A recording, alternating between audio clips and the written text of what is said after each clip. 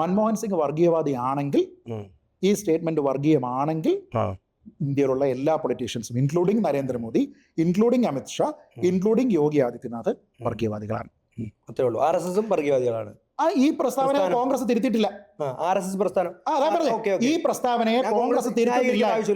കോൺഗ്രസ് ആ പ്രസ്താവനയെ തിരുത്താത്തത് കൊണ്ട് കോൺഗ്രസ് വർഗീയവാദമാണെങ്കിൽ RSSും BJPയും എല്ലാം വർഗീയവാദമാണ്. ഈ വർഗീയവാദം എന്ന് പറയുന്നത് യൂണി ഡയറക്ഷനിലല്ല, മൾട്ടി ഡയറക്ഷനിലാണ്. ഹൈവേ ആണ്, അങ്ങോട്ടും വണ്ടി പോകും ഇങ്ങോട്ടും വണ്ടി വരും. അപ്പോ സെലക്റ്റീവായിട്ട് നമുക്കിത് പറയാൻ പറ്റില്ല.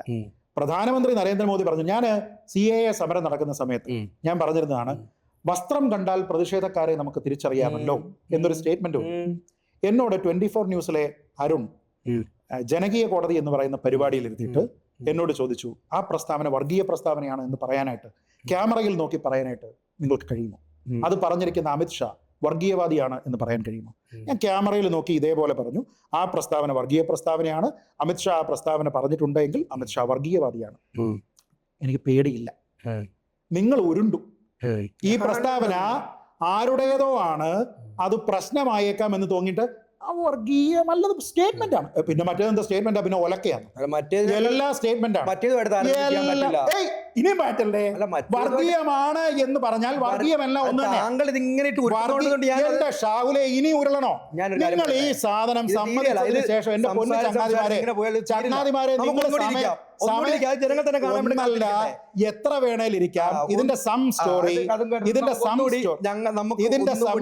ഞാൻ പറയുമ്പോൾ നിങ്ങൾ ഇന്ററപ്റ്റ് ചെയ്യാതെ, സം സ്റ്റോറി പുള്ളി ഒരു ഗ്രഹപാഠവും ചെയ്യാതെ കുറെ ചോദ്യങ്ങളുമായിട്ട് വന്നു. രാഹുൽ ഗാന്ധി പറഞ്ഞിരിക്കുന്ന കാര്യങ്ങളെ പറ്റി അദ്ദേഹത്തിന് അത് തിരുത്തപ്പെട്ടു എന്നതിനെ കുറിച്ച് അദ്ദേഹത്തിന് ബോധ്യമില്ല. ഇൻഡിപെൻഡന്റ് ആയി മാധ്യമങ്ങളാണ് അത് തിരുത്തിയത് എന്നതിനെ കുറിച്ച് ബോധ്യമില്ല. അതുമായി ബന്ധപ്പെട്ട് രാഹുൽ ഗാന്ധി എവിടെയോ സുപ്രീം കോടതിയിൽ കേസ് നടത്തുന്നു എന്നാണ് അദ്ദേഹം ധരിച്ചത്. അങ്ങനെ ഇല്ല എന്ന് അദ്ദേഹം മനസ്സിലാക്കി. ഒരു സിവിൽ സ്യൂട്ട് ആയിരുന്നതിനെ എങ്ങനെയാണ് ബാബറി പ്രശ്നം തർക്കം തീർപ്പാക്കിയത് എന്നതിനെ കുറിച്ചിട്ടുള്ള കാര്യം ഇവിടെ പറഞ്ഞു. UPIയെ കുറിച്ചിട്ട് അദ്ദേഹം പറഞ്ഞപ്പോൾ അദ്ദേഹത്തിന് അതിനെക്കുറിച്ചിട്ടുള്ള ധാരണയില്ല. സാങ്കേതികമായിട്ടുള്ള മുന്നോക്കത്തിനെ കുറിച്ച് അറിയാതെ വികസിത രാജ്യങ്ങൾ എന്നുള്ള ഒരു ഉദാഹരണം അദ്ദേഹം കൊണ്ടുവന്നിട്ട് അവിടെ പെട്ടു.